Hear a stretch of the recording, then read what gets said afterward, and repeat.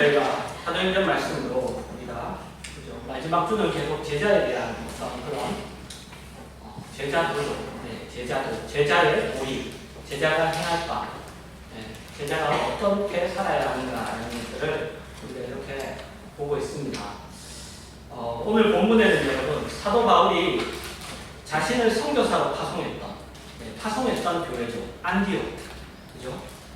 그 안디옥 교회로 돌아가는 여정이 기록되어 있습니다. 그는 루스드라에서 안디옥과 이고니온에서 온 유대인들의 충동으로 인해서 사람들로부터 돌을 먹죠. 그 장소가 바로 루스드라입니다. 그죠? 그래서 사람들은 그가 죽은 줄 알고 그를 성 밖에다가 내다 버립니다. 그러나 그는 둘러선 제자들 앞에서 죽지 않았죠. 다시 일어나서 다시 일어나 루스드라로 다시 들어갑니다. 다시 들어가서 하루를 보내고 다음 날 바나바와 함께 더베로 갑니다. 그곳에 가서 이제 복음을 전하죠. 그리고 나서 다시 안디옥으로 이제 돌아갑니다. 안디옥에서 출발해서 쭉 왔다가 다시 자신을 파송한 교회인 안디옥으로 돌아가서 이제 그곳에서 이제 선교 여행을 보고하는 어떤 일이 있었고 하나님이 어떻게 역사하셨는지 그런 일들을 보고하는 그런 기록이 오늘 본문의 기록입니다. 그런데 우리가 눈여겨볼 점은 뭐냐? 돌아가는 여정입니다. 사도 바울이 돌아가는 여정. 그 여정이 여러분 좀 재미있습니다. 21절입니다. 복음을 그 성에서 전하여 많은 사람을 제자로 삼고 루스드라와 이고니온과 안디옥으로 돌아가서, 그죠? 루스드라와 이고니온을 거쳐서 안디옥으로 돌아갑니다. 그죠? 안디옥과 이고니온으로부터 온 유대인들이 사람들을 선동했어요. 그래서 루스드라에서 돌에 맞아 죽을 뻔했죠. 그죠? 거의 안 죽은 상태였을 겁니다. 그죠? 그래서 사람들이 죽은 줄 알고 버렸죠. 성 밖으로 내다 버리는 거예요. 거의 목숨만 붙어 있을 정도. 그 정도로 돌을 맞고 그렇게 버려졌어요. 그럼에도 불구하고 그는 안디옥으로 돌아갈 때 루스드라를 피해서 돌아가지 않아요. 그죠? 피해서 돌아가지 않고 그 왔던 길을 되짚어서 돌아가죠. 왔던 길을 되짚어 돌아갑니다. 그리고 오늘 본문은 그 이유를 어떻게 설명하고 있냐? 이렇게 말하고 있습니다. 22절입니다. 제자들의 마음을 굳게 하여 이 믿음에 머물러 있으라 권하고 또 우리가 하나님의 나라에 들어가려면 많은 환난을 겪어야 할 것이라 하고. 바울이 여러분 돌로 맞았죠. 어떻게 보면 바울이 고난을 당했어요. 바울이 환난을 만났습니다. 그죠? 하지만 그것은 바울 혼자만의 고난, 혼자만의 환난은 아니었던 거죠. 그 혼자만의 고난과 환난은 아니었습니다. 바울이 복음을 전한 곳에 모든 성도들이, 그곳에 있던 모든 성도들이 고난이 나는, 환난이 나는 그 환경과 상황 속에 있었습니다. 그렇지 않았다면 이런 말을 바울이 할 필요가 없죠. 그죠? 환난에 대한, 고난에 대한 이야기를 할 필요가 없습니다. 그래서 바울은 그들에게 다시 돌아가서 하나님 나라에 들어가려면 많은 환난을 겪어야 한다고 위로하고 격려하고 권면했던 것이죠. 오늘 우리가 생각해 볼 것은 여러분 이겁니다. 이거. 바울은 자신도 많은 환난을 당하죠. 그리고 그 환난에도 불구하고 그는 환난의 현장으로 다시 들어갑니다. 그렇죠? 이런 표현은 좀 그렇지만 마치 그죠? 불나방이 들어가듯이 그 환난의 자리로 다시 들어가는 거예요. 돌아갈 때 피해서 돌아갈 수도 있죠. 하지만 그것을 그렇게 하지 않고 다시 그곳 현장으로 들어가는 거예요. 현장으로 다시 돌아갑니다. 그리고 하나님의 나라에 들어가려면 많은 환난을 겪어야 한다고 그렇게 이야기합니다. 그럼 바울은 환난을 어떻게 이해했는가 하는 것입니다. 바울은 환난을 도대체 환난에 대해서 어떤 이해를 가졌는가? 그래서 어떻게 보면 그는 그런 배짱을 가지게 되는 거예요. 그에게는 환난이 어떻게 이해되고 있는가? 무엇이라고 이야기하고 있는가 하는 거죠. 오늘 우리가 생각해 볼 건 이거예요. 여러분, 환난을 좋아하는 사람은 없죠. 환난이 없는 사람도 없습니다. 그죠? 환난이 없는 사람이 없어요. 환난을 좋아하는 사람도 없습니다. 그래서 많은 이단들이나 사이비들, 그죠? 사이비 종교들은 이 환난이라는 것을 미끼로 사용해요. 환난을 면하게 해요. 이렇게 하면 환난을 면한다. 이렇게 하면 너희가 고통을 당하지 않는다. 이단이나 사이비의 초점입니다. 환난을 면하게 해준다. 건강, 물질 그런 것뿐만이 아니라 만나는 모든 장애들, 그런 모든 장애들에서 너희들을 구해준다는 거죠. 우리가 만나는 그 모든 장애들 여러분 다 환난이에요. 아이들이 말 안 듣는 것 환난입니다. 환난이에요. 취직이 안 되는 것 환난에 들어가는 거죠. 환난이에요. 장애입니다. 장애. 우리를 고통스럽게 하고 우리를 힘들게 하는 거예요. 이단이나 사회 종교들은 그 환난을 다 해결해 준다고 합니다. 그러면서 뭐라고 얘기하냐? 너가 지금 잘못 믿고 있기 때문이다. 너가 뭘 모르기 때문이다. 잘 모르고 있기 때문에 환난을 당하는 것이다. 라고 이렇게 깨죠. 그냥 혹해서 넘어가는 거예요. 그죠? 환난을 믿는데 나는 왜 이런 일을 당해? 이러면서 넘어가는 거예요.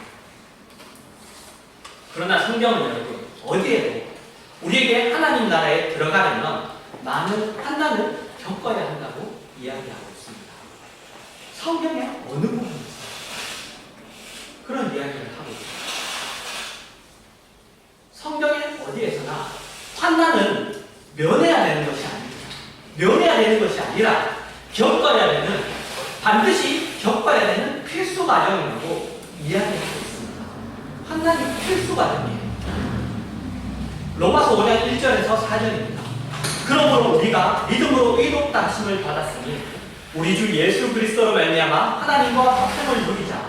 또한 그로 말미암아 우리가 믿음으로 서 있는 이 은혜에 들어감을 얻었으며 하나님의 영광을 바라고 즐거워하느니라. 다만 이뿐 아니라 우리가 환난 중에도 즐거워하나니 이는 환난은 인내를, 인내는 연단을, 연단은 소망을 이루는 줄 알미로다. 우리가 환난 중에도 즐거워한다. 환난 중에도 즐거워한다. 여러분, 이 말은 환난이 우리에게 전혀 영향을 주지 못한다는 뜻이 아닙니다. 마치 실제로 마약은 맞아보지 않았지만 마약을 맞으면 그죠? 모든 아픔이나 이런 것들이 사라지는 것처럼 어떤 아픔도 어떤 것도 나에게 영향을 주지 못한다. 괴로움을 모르는 상태가 되는 것을 뜻하는 것이 아닙니다. 괴로움이 실제 존재하는데 나는 그 괴로움에 어떤 영향을 받지도 않는다. 나는 괴로움을 느끼지 못한다. 이런 뜻이 아닙니다. 그리고 우리가 환난에도 불구하고 즐거워한다는 뜻도 아닙니다. 우리는 환난이 있어도 우리는 저 천국이 있기 때문에 우리는 즐거울 수 있다. 이런 뜻도 아니라는 거예요. 이 뜻도 아닙니다. 우리는 환난을 즐거워한다는 야고보서 1장 2절에서 4절입니다. 내 형제들아 너희가 여러 가지 시험을 당하거든 온전히 기쁘게 여기라. 이는 너희 믿음의 시련이 인내를 만드는 줄 너희가 알미라. 인내를 온전히 이루라. 이는 너희로 온전하고 구비하여 조금도 부족함이 없게 하려 함이라. 여러분, 시험에도 불구하고 기뻐하라고 합니까? 아니죠. 시험을 기뻐하라고 해요. 시험을 기뻐하라고 해요. 시험에도 불구하고 너희는 기뻐하라는 게 아니에요. 시험을 기뻐하라고 합니다. 시험이 기쁨의 내용이에요.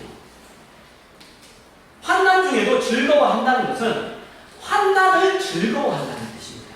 환난을 즐거워하는 거예요. 이것이 여러분 성도가 환난에 대하여 가져야 되는 정당한 이해이고 구별이에요. 환난을 어떻게 이해하느냐? 환난을 기쁨.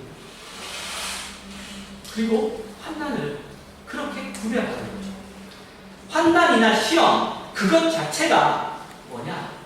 나에게 의도된 하나님의 간섭이라는 간섭. 환난이 바로 나에게 의도된 하나님의 간섭이에요. 우리는 환난이나 시험을 자꾸 세상의 방해로만 생각해요. 방해한다. 나를 방해한다. 나는 하나님의 길을 가려고 하고 나는 하나님을 제대로 믿으려고 하는데 나를 방해한다.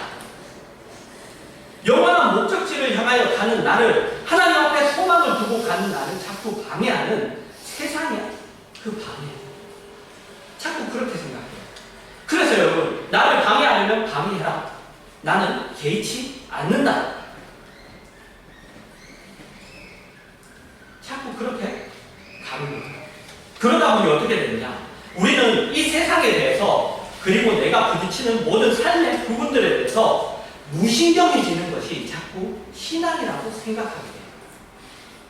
그걸 만나도 내가 무신경해지고 느끼지 못하는 거. 내가 그 안에서 괴로워하고 그러면 그걸 자꾸만 무신경해지는 거. 그걸 자꾸만 신앙이 좋은 거라고 생각해요. 그래서 자꾸 현실에서 도망가죠. 그래서 현실에서 도망가는 거예요. 기도원으로 이런저런 은혜의 자리를 찾아다니고, 그리고 자기의 열심과 기쁨 속으로 도망가는 거예요. 열심을 막 내죠. 자기를 막 흐리고 싶은 거예요. 신앙 안에서. 그리고 우리는 그런 신앙은 좋은 신앙이에요. 그렇게 생각합니다. 여러분, 그렇지 않습니다. 그렇지 않아요. 우리는 신앙을 가지고 내가 이 세상을 걸으면서 당하는 모든 일에 대해서, 일어나는 모든 일에 대해서 그것이 왜 내 앞에 있는지 정당한 분별을 할 줄 알아야 합니다. 그 분별을 할 줄 알아야 해요. 그 분별을 누가 하게 해줘요? 성령님이 해주고 하게 해주는 거예요. 그래서 우리가 그걸 뭘로 자꾸만 확인해요? 말씀으로 자꾸만 확인하는 거예요. 말씀으로. 기도를 하고 말씀을 봐야 되는 이유죠. 뭐가 뭔지 모르고 산다니까요. 뭐가 뭔지 모르고 살아요. 분별을 못해요. 구별을 못합니다. 어린아이에게는 사도 바울이 얘기하죠. 그래서 그죠? 세상의 법대로 얘기해 주잖아요. 하나님의 지혜로 말 안 해요. 하지만 하나님 안에서 좀 성부 같은 사람, 장성한 사람들한테는 그냥 하나님의 지혜로 뭘로 얘기한다는 거예요? 말씀으로 얘기해 준다는 거예요. 말씀이 이렇지 않느냐라고 얘기하는 거예요. 하지만 어린아이에게는 그렇게 얘기 못하죠. 왜? 분별을 못하니까. 그러니까 세상의 방법으로 얘기해 주는 거야. 세상의 논리로 설명해 주고 자꾸 그렇게 해주는 거예요. 여러분, 우리는 분별할 줄 알아요. 우리에게 일어나는 일에 이것이 무엇인지. 그리고 성경은 우리를 거스르는 어떤 일이 단지 내가 극복해야만 되는 일이 아니라, 그죠? 그것을 내가 극복해야만, 이겨내야만, 내가 그것을 타고 넘어가야만 되는 그런 일이 아니라, 그것 자체가, 그 환난 자체가, 시험 자체가 하나님의 간섭이라고 이야기하고 있습니다. 하나님의 간섭이라고. 그것이 우리에게 무언가를 만들어내는 거예요. 그래서 환난을 즐거워하라고 하는 거예요. 시험을 기뻐하라고 하는 거예요. 히브리서 12장 6절에서 8절입니다. 주께서 그 사랑하시는 자를 징계하시고 그가 받아들이시는 아들마다 채찍질 하심이라 하였으니 너희가 참음은 징계를 받기 위함이라. 하나님이 아들과 같이 너희를 대우하시나니 어찌 아버지가 징계하지 않는 아들이 있으리요. 징계는 다 받는 것이거늘 너희에게 없으면 사생아도 친아들이 아니니라. 여러분, 부모가 자녀를 낳아 기르듯이, 그죠? 부모가 자녀를 낳아서 길러. 그렇게 하나님이 우리를 낳기만 하고 끝나는 게 아니라 우리를 기르십니다. 우리를 기르세요. 우리가 완전한 자리에 가도록 기르십니다. 기르시는 동안에는 뭐가 있다고요? 징계가 있다. 징계하는 일이 있는 거예요. 징계하는 일. 채찍질. 여기 부모님들 중에 우리 아이들한테도 이렇게 들어보면 엄마 아빠가 이렇게 이렇게 허리띠를 이렇게 때리는 부모님이 있다고 하더라고요. 허리띠로. 네. 아마 여기서 나온 게 아닌가. 채찍질에서 네. 나온 게 아닌가. 이렇게 생각도 드는데 어쨌든 채찍질이 있는 거예요. 징계가 있어요. 기르시기 위해서, 우리를 기르시기 위해서, 우리 안에 무언가를 없애기 위해서, 그죠? 불필요한 것을 없애고 우리 안에 필요한 것들을 만들기 위해서 성도의 인생에 하나님의 계획 속에 만나게 하는 일들, 간섭하시는 일들이 있다는 거예요. 환난, 시험이 우리가 가는 길을 방해하는 세상의 세력만은 아닙니다. 우리에게 유익하기 때문에 하나님이 우리로 환난과 시험을 만나게 하시죠. 그리고 그 유익이 무엇이냐 할 때 로마서 5장이 이야기하는 것, 그것은 바로 뭐예요? 환난은 인내를, 인내는 연단을, 연단은 소망을, 그걸 우리 안에 이룬다는 거예요. 여러분, 실제로 우리는 환난을 만나면 갑자기 예수님의 필요성에 대한 인식이 새로워집니다. 하나님에 대해서 새롭게 인식하죠. 환난이 없으면 우리는 어느새 내가 주인이 돼 있어요. 어느새 나의 주인은 내가 돼 있어서 내가 주인이 된 삶을 살아가는 거예요. 어느새 그렇게 됩니다. 성도도 마찬가지죠. 마찬가지예요. 환난을 만나야, 내가 내 힘으로 넘어설 수 없는 일을 만나야, 큰 일을 만나야 우리는 다시 주를 찾습니다. 다시 주를 찾아요. 좀 더 나아가면 자기 자신이 누군가를 알게 돼요. 내가 어떤 존재인가, 내가 얼마나 연약하고 미련하고 어리석고 잘 잊고 사는, 연약할 뿐만 아니라 얼마나 악한 그릇인가, 그것을 깨닫는 거예요. 내가 얼마나 형편없는 존재인가, 내가 얼마나 하나님 앞에 내가 말도 안 되는 존재인가. 그리고 환난을 만나야 우리는 중요한 것과 중요하지 않은 것을 구별합니다. 집에 불이 났는데 아이와 돈 중에 하나를 들고 나와야 한다면 돈을 들고 나오는 분은 없겠죠. 그죠? 집에 불이 났는데 아이 두고 돈 들고 나오는 사람이 있겠어요? 그러나 평상시에는 뭐예요? 아이보다 돈을 더 중요하게 여기는 살죠. 그죠? 그렇게 살아요. 우리는 어려운 일을 당해야 정말 중요한 것이 무엇인지 압니다.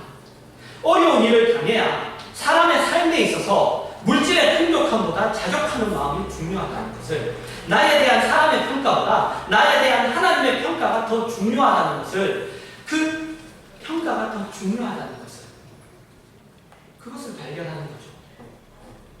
여러분, 사도 바울은 그것을 알았습니다. 그래서 하나님 나라에 들어가려면 많은 환난을 겪어야 한다고 이야기하고 있습니다. 하나님은 우리를 구원하셨습니다. 우리를 죄의 자리에서 꺼내셨을 뿐만 아니라 우리를 만들어 가십니다. 만들어 가세요. 하나님이 우리를 영광스럽게 흠이 없이 만드실 것을 사도 바울 그는 아는 거예요. 아는 겁니다. 그래서 사도 바울이 이렇게 얘기하잖아요. 에베소서 1장 3절에서 6절입니다. 찬송하리로다 하나님 곧 우리 주 예수 그리스도의 아버지께서 그리스도 안에서 하늘에 속한 모든 신령한 복을 우리에게 주시되 곧 창세전에 그리스도 안에서 우리를 택하사 우리로 사랑 안에서 그 앞에 거룩하고 흠이 없게 하시려고 그 기쁘신 뜻대로 우리를 예정하사 예수 그리스도로 말미암아 자기의 아들들이 되게 하셨으니 이는 그가 사랑하시는 자 안에서 우리에게 거저 주시는 바 그의 은혜의 영광을 찬송하게 하려는 것이라. 로마서 8장 28절에서 30절입니다. 우리가 알거니와 하나님을 사랑하는 자, 곧 그의 뜻대로 부르심을 입은 자들에게는 모든 것이 합력하여 선을 이루느니라.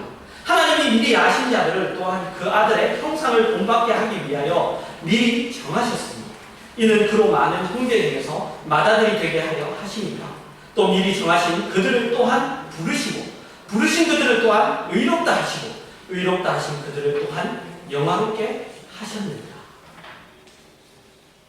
그렇죠? 여러분, 하나님은 우리에 대한 계획을 가지고 계십니다.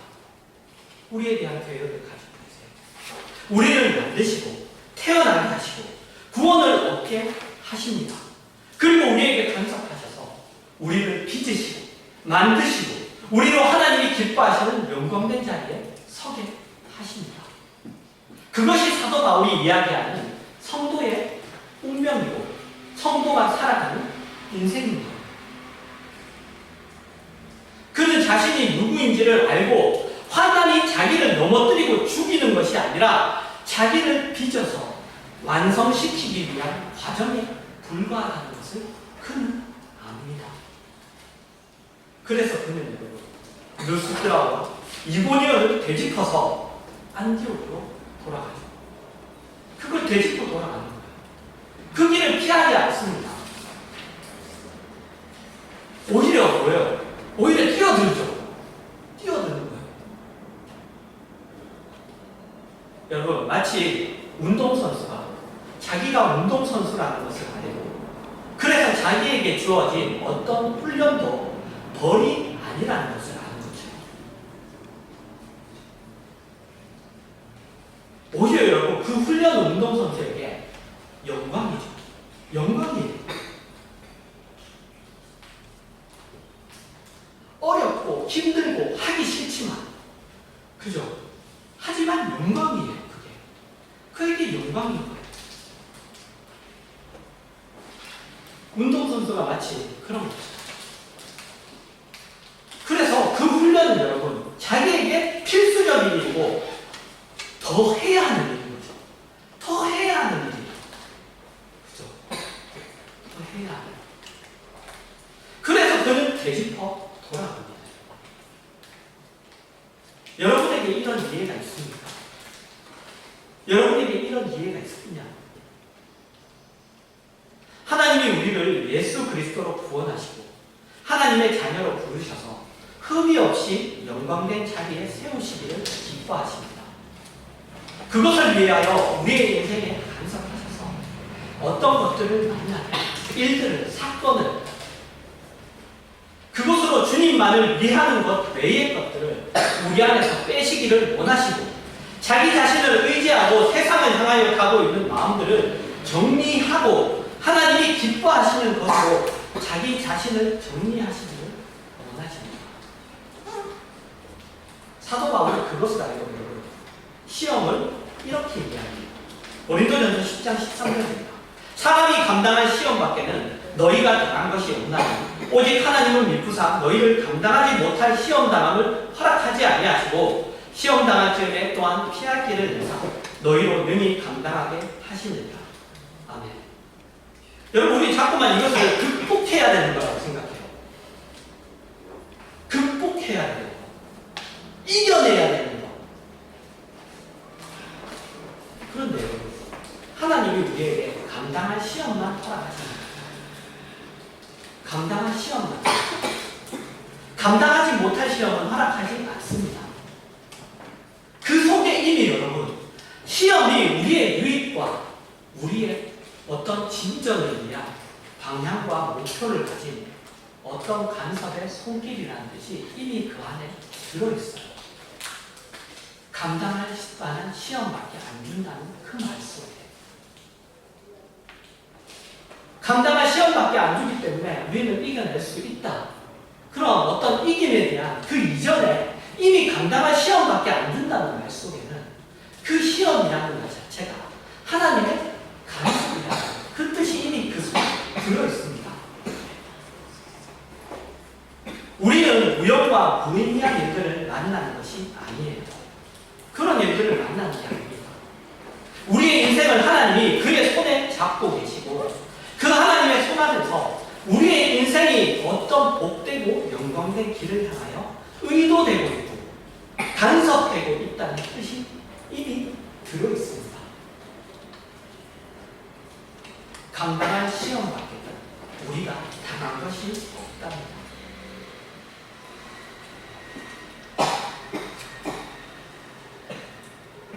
고린도후서 1장 8절에서 9절. 형제들아, 우리가 아시아에서 당한 환난을 너희가 모르기를 원하지 아니하니 힘의 격도로 심한 고난을 당하여 살 소망까지 끊어지고 우리는 우리 자신이 사형 선고를 받은 줄 알았으니 이는 우리로 자기를 의지하지 말고 오직 죽은 자를 다시 살리시는 하나님만 의지하게 하십니다. 환난으로 이제 죽었구나라고 생각했는데 환난으로 인해 죽는 것이 아니라 그것으로 인해 하나님만 의지하는 법을 배웠다고 합니다.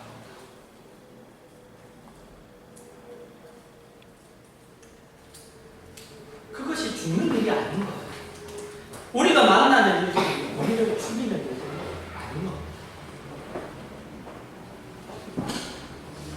지금은 어떤지 모르겠지만 옛날에는 해변가에서 수영을 가르칠 때 어떻게 수영을 가르쳤냐면 그냥 바다에 집어던졌어요. 그냥 바다에 집어던졌습니다. 처음에는 바닷속에서 막 발버둥을 치죠. 그러다가 힘이 빠지고 이젠 죽었구나 하면 이제 어떻게 되죠? 내 힘이 빠지는 순간 어떻게 돼요? 물에 뜬답니다. 이젠 죽었구나 하고 이러는 순간 물에 뜬다는 거예요. 막 내 힘으로 막 아웃을 치고 막 발버둥 칠 때는 계속 가라앉는데 내 힘이 빠지는 그 순간 이제 죽는구나 하는 그 순간에 물에 뜬답니다. 바로 그 얘기예요. 그 얘기예요.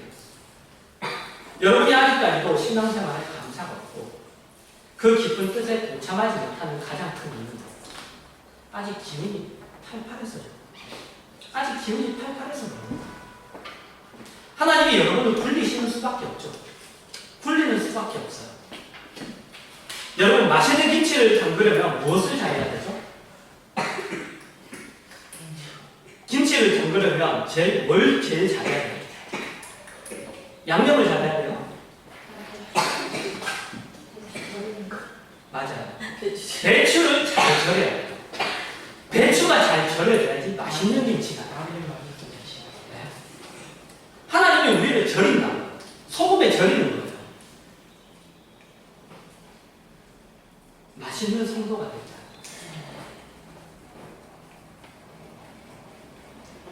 아무리 양념 맛있어도 여러분 배추가 막 팔팔하게 살아있으면 맛없어요. 그 김치는 맛이 없어요. 하나도 맛없어요. 배추가 소금에 잘 절여야 돼요. 여러분이 아직도 신앙생활의 재미를 모르고 그 깊은 감사가 없는 이유는 덜 절여야 돼요. 덜 절여야 돼요. 여러분의 앞날에 고달픈 일이 있을 수밖에 없는 이유입니다. 고달픈 일이 있을 수밖에 없는 이유입니다. 그러나 두려워하지 마세요. 왜? 그게 복이에요. 복. 두려워하지 말 것은 그게 복이라. 그게 복이라. 그게 복이라. 그래서 사도 바울이 자신에게 돌을 던졌다. 맞아. 죽을 뻔했다. 그것으로 당당하게 돌아갑니다. 그죠? 자기는 시선 두들겨 막아다 놓고 위로하죠. 그죠? 위로하잖아요. 걱정하지 마라. 여러분 사도 바울의 그 예가 우리 안에 세워진다면 세상에 무서울 게 없어요. 세상에 무서울 게 없습니다. 오직 하나님만 무섭죠. 오직 하나님만 무서운 거예요. 그게 정상입니다. 지금 우리는 누가 무섭죠? 세상이 무섭죠. 돈이 무섭죠. 그러면 여러분 성도다운 삶을 누리지 못해요.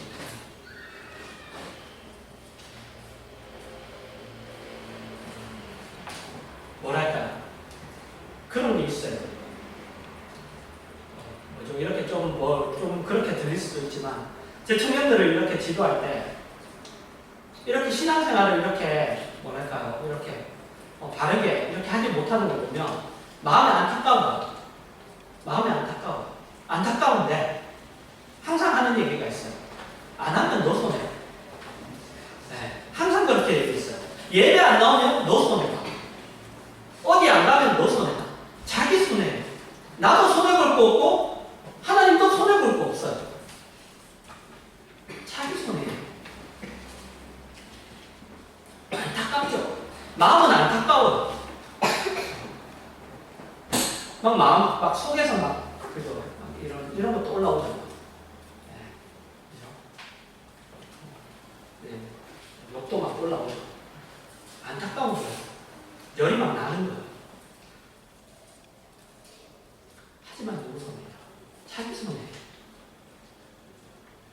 자기 승리입니다. 자기가 성도에게 말했네. 참다운 성도다운 삶을 누리지 못하는 거예요. 승리하는 삶을 누리지, 아니 승리하는 삶이 아니라 승리한 삶을 누리지 못해요. 이미 승리에 있는, 이미 승리가 보장된 그 삶을 누리지를 못하는 거예요. 여러분, 이건 용기의 문제가 아니에요. 용기의 문제가. 용기를 내라. 사도 바울이 막 그래서 우리가 용기를 내서 막 내 의욕을 일으켜서 그거는 문제가 아니에요. 사실을 아는 문제예요. 사실을. 성도가 누구인가를 알고 힘을 얻고 우리된 본분을 누리는 거죠. 마치 운동선수가 자기가 운동선수라는 것만 알아버리는 거죠. 그죠?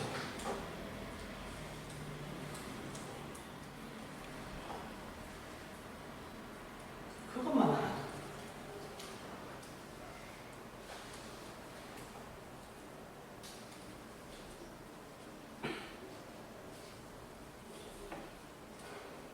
사실의 문제입니다. 사실을 아는 문제예요. 내가 누구인가를 아는가.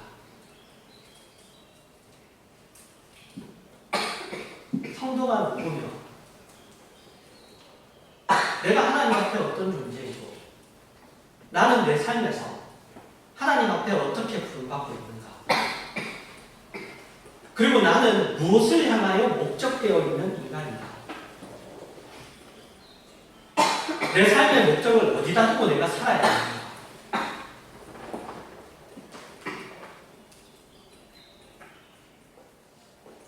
여러분의 마음 깊은 곳으로부터 하나님께 이 간구를 하세요. 하나님께 이 간구를 해주시오.